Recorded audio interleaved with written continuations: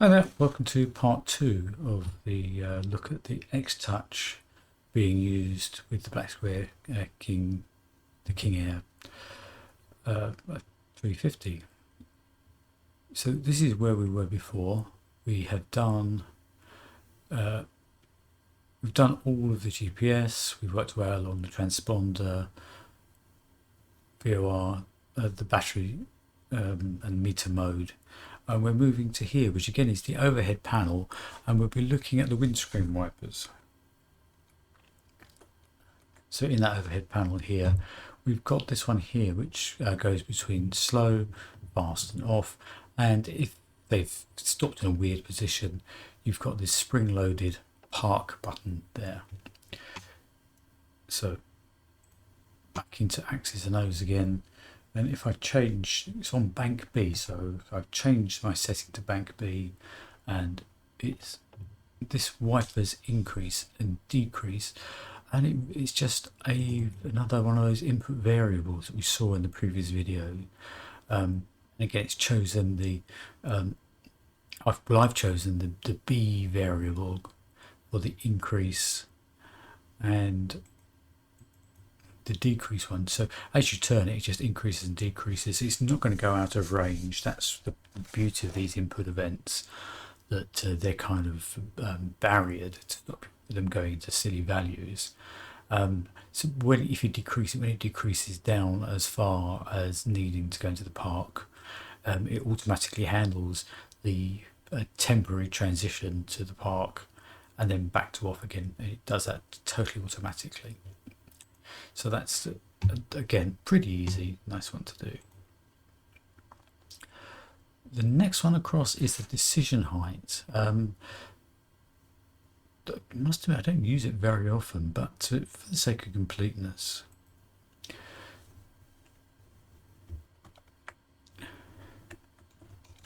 There are actually two places we enter decision height, and they're independent. One is here, in this instrument here. Yeah, got the name of it, gone blank. Anyway, and the other one is over here on the radar altitude. That's got its own knob for adjusting the your decision height here.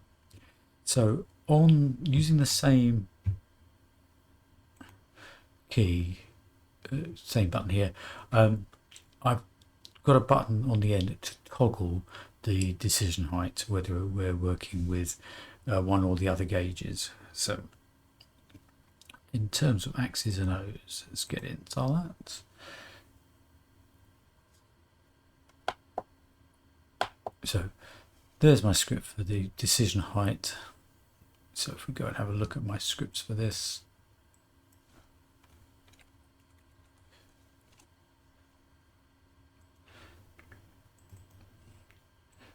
usual, create your own variable, use it as a toggle, use this to decide which one we're going to alter. If it's the Copilot one, that's the one on the radar altimeter, then we pick, look at the value, add 10 to it and write it back in again. If not, we are talking about the one on the Navcom side of things, so I'm going to write into the increase function. So it's a B variable that we're writing into. If it's the decrease one, it's pretty much the same script, but we're going to subtract 10 before we write it back in, or we're going to write into the decrease version. And again, I can show you that working in the cockpit. Let's go and have a look at that. So if I turn my decision height now, you can see that I'm working with that one. And now I'll toggle. Let's go across and look at the other side. You'll see it working here, the decision height going up and down. So totally independent, and that's how you make those work.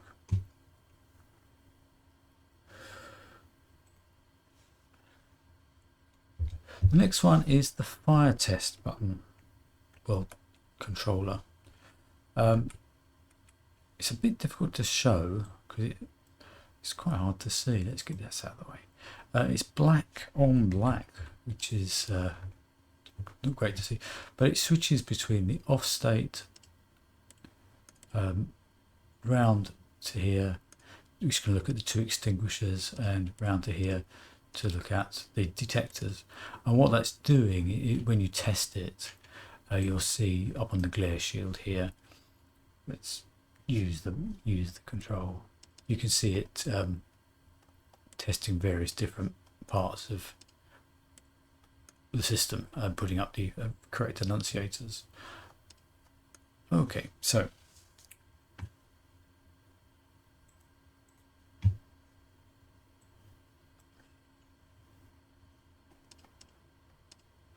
I've got two scripts, one for fire test clockwise, one for anti-clockwise.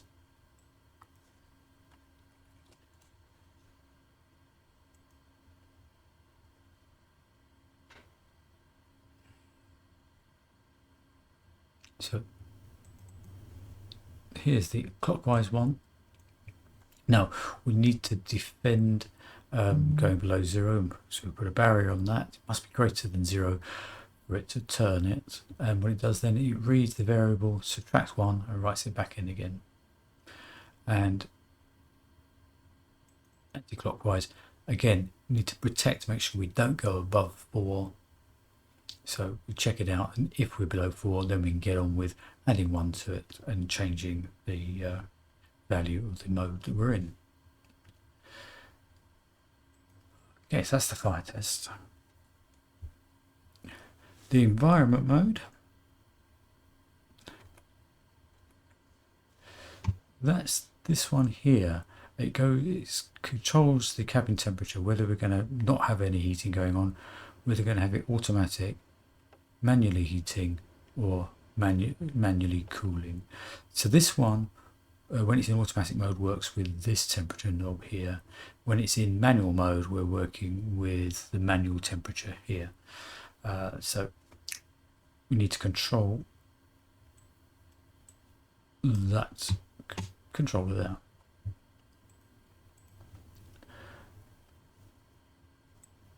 So if I turn the environment mode knob, you can see again I've got an increase and a decrease script.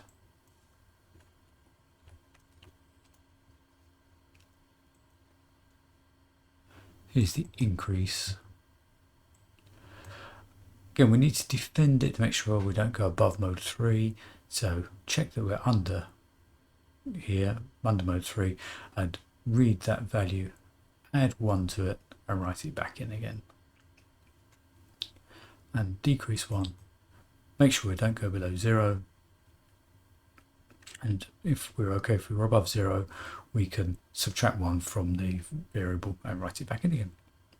So that's how that control works. I said it works alongside the cabin temperature.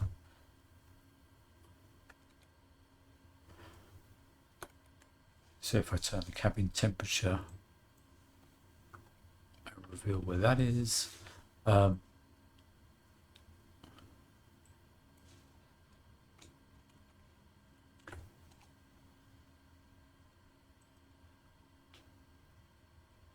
Cabin temperature increase, pretty much the same idea. It's got barriers, they're in degrees Fahrenheit. We don't want it to go above 100 degrees Fahrenheit. And so we check the cabin temperature auto, and we take 1 off of it, so we go down by 1 degree each time we turn it, and write it back in. And decrease, we don't want to go below 50. So we read that, check that, and update it by taking 1 away. So that's how the cabin temperature knob works. This is to do with the pressurization. So we've got the pressure rate that we need to be able to adjust.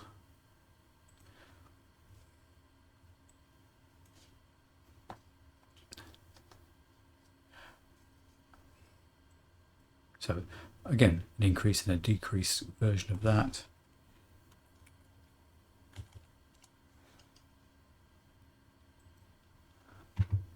pressure rate increase. Again, very much the same structure as before. Check the pressurization rates. It's going to go up in steps of 50 and then write it back into this. So it's all in this climb rate here.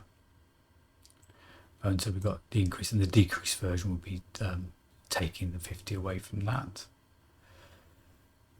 And then the last one on this top row is the actual cabin pressure that we're trying to set to.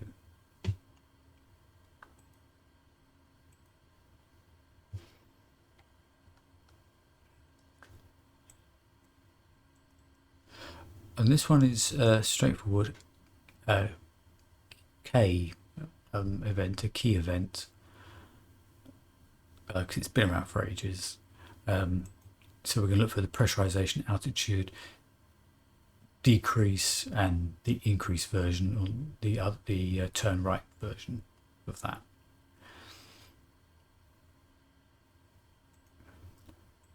Okay, so now I'm going to start working our way along the bottom here.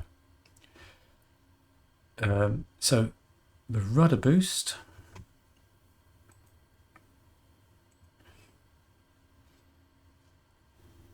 We press on that. These are the buttons that are actually on the pedestal.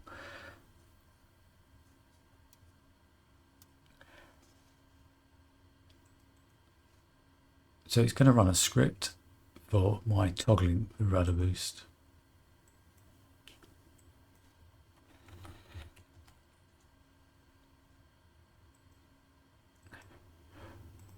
And what we actually have to do is to toggle a circuit on and off. Circuit 125 toggles that on and off. It then animates the switch automatically. It moves that. So that's the rudder boost one.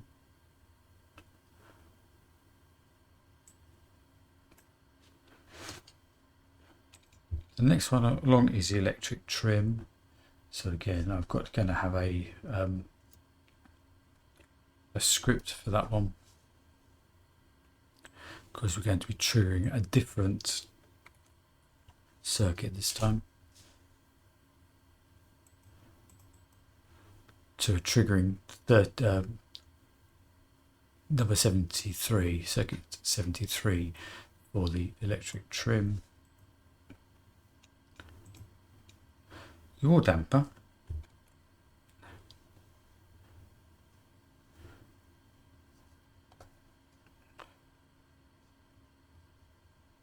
Is actually a built-in function. So you don't have to trigger anything other than a K event, your damper toggle, and that one works.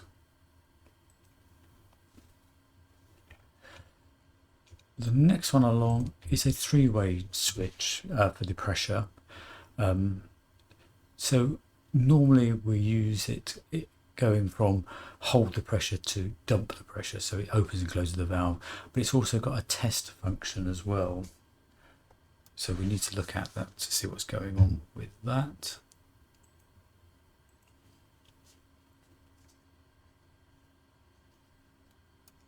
So it's this one here. So on the same button we've got a long click and a short click. So the short click is the one that takes it from holding the pressure to opening the valve so it can dump the pressure, because we're going to use that fairly frequently. And this one is the test. So this one here is a K event, just pressurization, pressure dump. You can search for that one and find that one. This one here, I've got a script for this toggle to turn the testing on and off on a long click.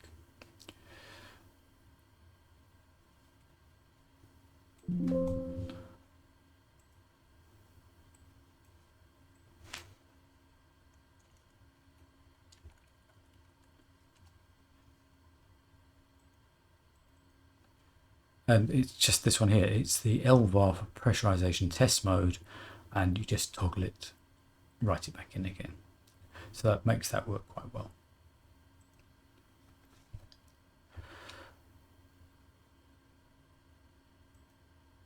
Okay, the next one we want to do is look at the autopilot climb function.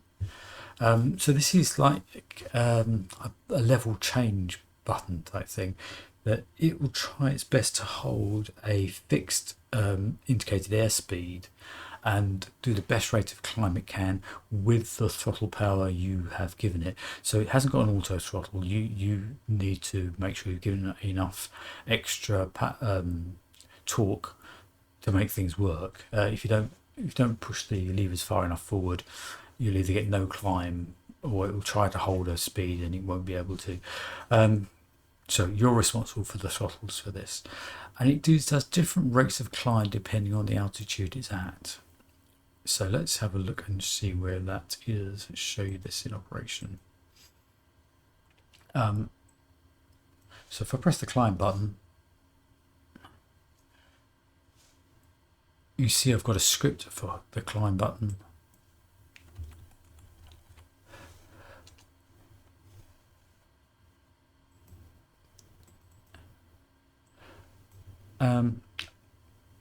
It's relatively complicated, and all I've done is I've kind of pinched it off of the behavior tool and done a few little fiddles with it. And what I'll do is just basically leave it up here and get you to work through what you're going to put. So this is when you're at a higher altitude, it'll set the speed to 120, 140, 160, and it's going to uses various modes within the autopilot to set the speed as if you could be holding a speed, to change it to flight level change mode. So I'll just leave it there. Lots of nested ifs. And if I just roll backwards and let you see that again, you can obviously pause your video at various points. So if I show you part 1 and part 2, and what I can do actually is I can decrease the font size and try to get it all on one page for you. So I'm doing my best to show you what's going on here rather than talk you through it, because it's very difficult with the nested ifs, but that works.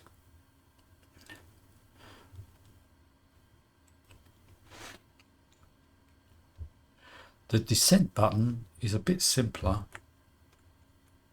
because it doesn't have various different speeds. Get that out of the way.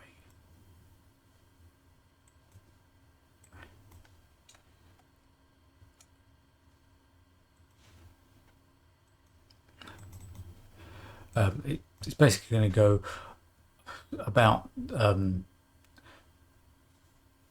it's about 10 knots below the barber pole, so whatever the barber pole is at the altitude you're at.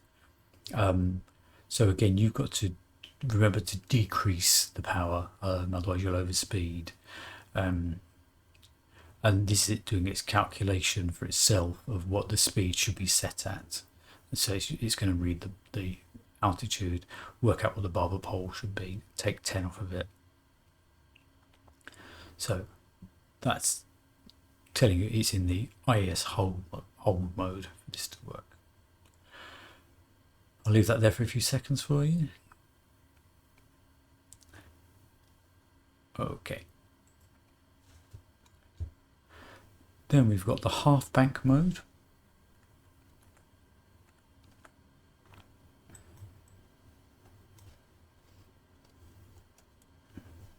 So this is a script that will toggle the half bank mode on and off.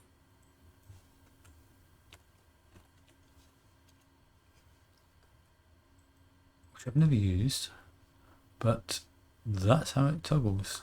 Don't really need that space in front, to be honest. That could go.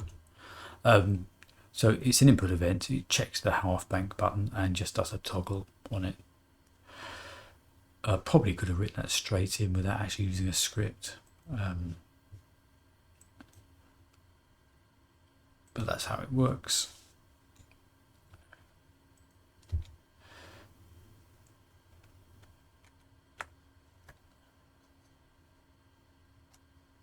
And the so-called soft ride button.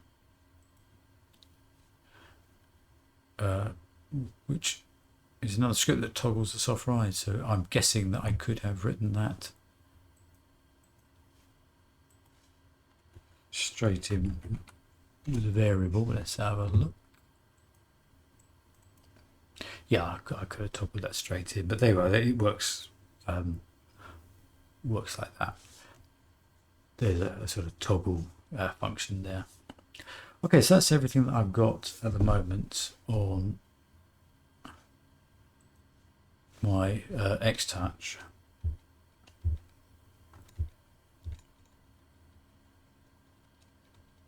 Let's see if we get it all up and running. Nope.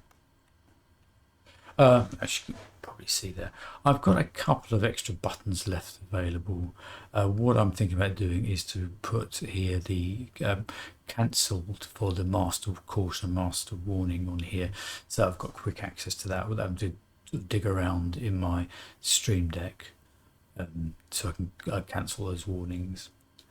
Not quite sure. I've got other ones available, and I've got one more rotary left if I need it. But that's as far as I've got at the moment with this. Okay. Well, thanks for watching, and I think we're getting towards the end. There aren't too many more videos to make, I don't think. And then we'll have a test flight and show most of this stuff working. Okay, thanks for watching.